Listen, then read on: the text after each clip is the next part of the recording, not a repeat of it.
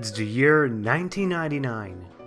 Bega and his Mambo No. 5 is playing on the radio, and Grand Theft Auto is still only dreaming about going into the third dimension. This is where Driver invaded our screen. Driver is a city-based racing game from Reflections, the authors of Destruction Derby.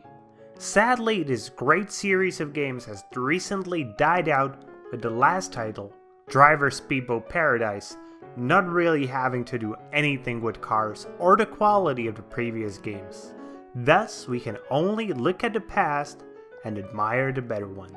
I think that Martin only wanted a game that would catch the essence of movie film chases from the 70s, says Tony Okund, one of the programmers that worked on the title now known as Driver.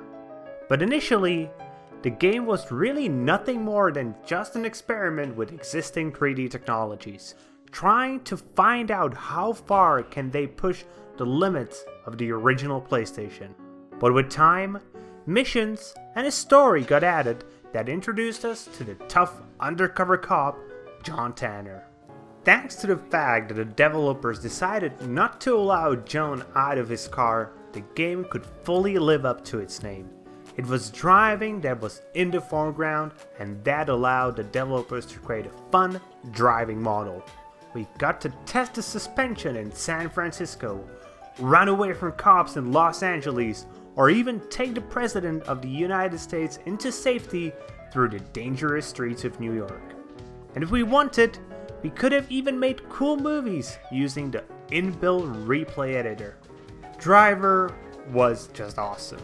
4 large cities based on their real counterparts, great short movies filled with atmosphere, various kinds of missions, great driving model, and tons of little driving minigame. It's no surprise that the very first Driver was instantly a hit. But not all was great. During the development of the first Driver, the developers always had to keep the hardware limitations in mind. They used a technology known as occlusion culling, which hides objects that aren't directly visible to get even a few FPS more. Shades got cut off, the camera view distance was short, and everything was being optimized as much as possible. That left no space to allow our hero to get out of his car, at least until the second iteration of Driver. Yes, walking in Driver 2 was stiff, and you couldn't do anything than run around and get into cars, but that was still a big thing in those days. Especially if you got to see Chicago, Havana, Rio, and Las Vegas while doing it. Let's now move to 2001. Grand Theft Auto 3 came out and it changed everything. The computational power of the PlayStation 2 managed to change cities from a few popping up boxes into something more in GTA 3. And it also completely changed the open world action adventure genre. Suddenly, everybody wanted to be like GTA.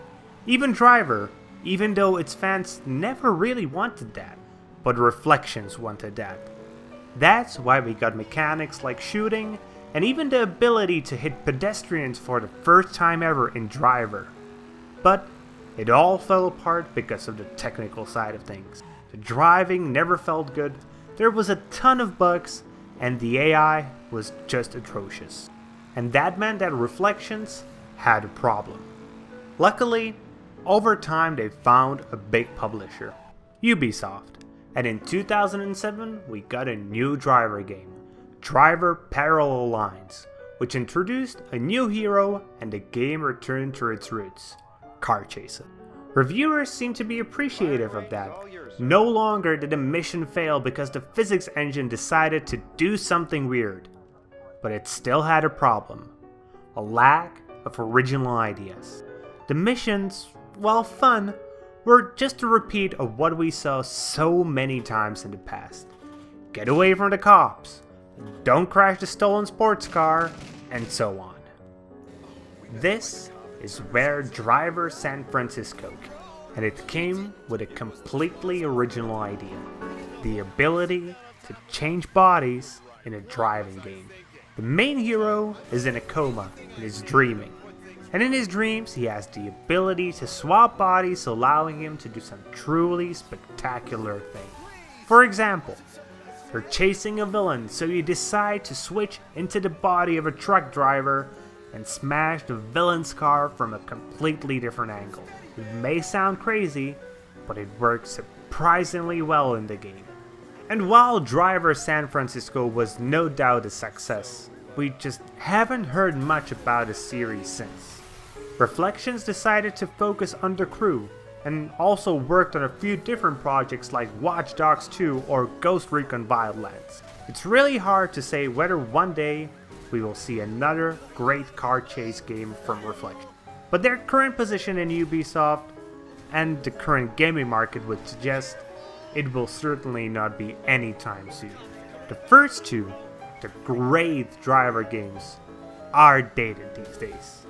But if you want to enjoy a bit of nostalgia, I highly urge you to give them a chance and enjoy great car chases once